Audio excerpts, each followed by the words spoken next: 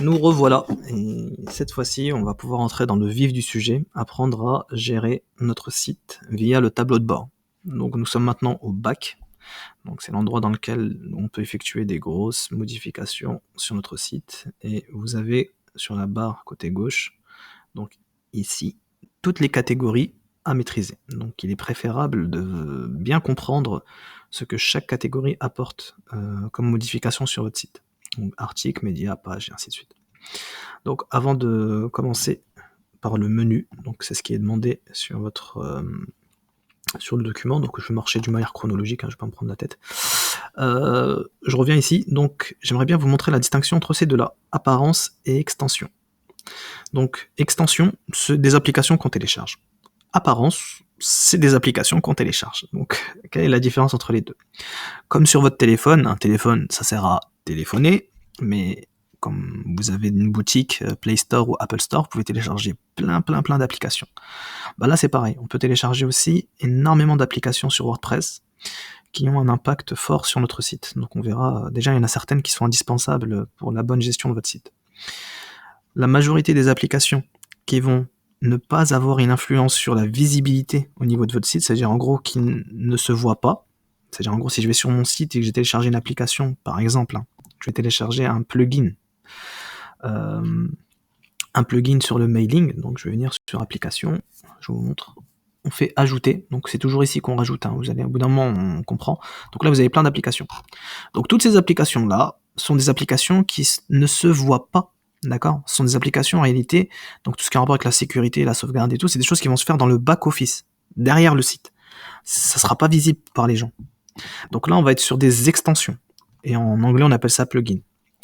Si par contre vous téléchargez des applications, donc on peut aussi télécharger des widgets, donc il y a des widgets qu'on peut rajouter parfois, donc selon les thèmes qui sont proposés, donc vous avez déjà des widgets par défaut qui sont là. L'idée c'est que les widgets sont des choses qui sont visibles, ça veut dire que là si je rajoute un widget quelque part, on le verra.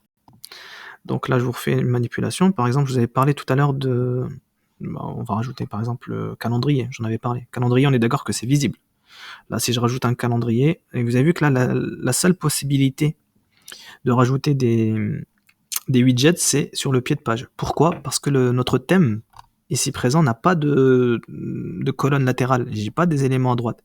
Donc si vous changez de site, excusez-moi, pas de site, de thème, vous allez avoir plusieurs possibilités. Donc de mettre en pied de page, peut-être de mettre en header, peut-être ça va dépendre. Donc en haut de page, tout va dépendre du thème que vous allez télécharger. Donc là je reviens sur mon site, hop, donc là j'ai rajouté le calendrier, que voici, et donc là on vient sur notre site, je vais actualiser, donc on fait CTRL R toujours, et là, tanana, je me retrouve avec un widget. Donc ça ce n'est pas un plugin, ce n'est pas une extension, c'est un widget.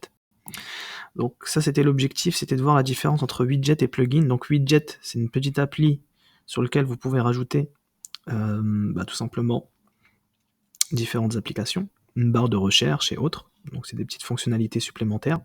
Extension, c'est un peu plus poussé, et ça se situe en back, et ça ne se voit pas sur votre site. Et la majorité des applications sont plutôt des plugins plutôt que des widgets. Donc widget, c'est vraiment pour l'apparence, c'est pour ça qu'il est là, Vous comprenez maintenant la logique. Donc pourquoi on n'a pas widget dans extension? Parce que ça se voit, donc on va le mettre ici. Comme le thème, ça se voit, donc ce sont des choses qui sont visibles, donc on va les retrouver ici. Le menu, ça se voit, donc on va le voir après. Extension, c'est des choses qui ne se voient pas. Donc si ça ne se voit pas, on va plutôt retrouver ici. Et sachez qu'ici, vous allez retrouver énormément d'applications selon vos besoins. Par exemple, vous allez dans les populaires, donc après, ça sera à vous de faire des petites recherches, et on verra comment bien rechercher, quelle est la manière de s'y prendre pour faire de bonnes recherches.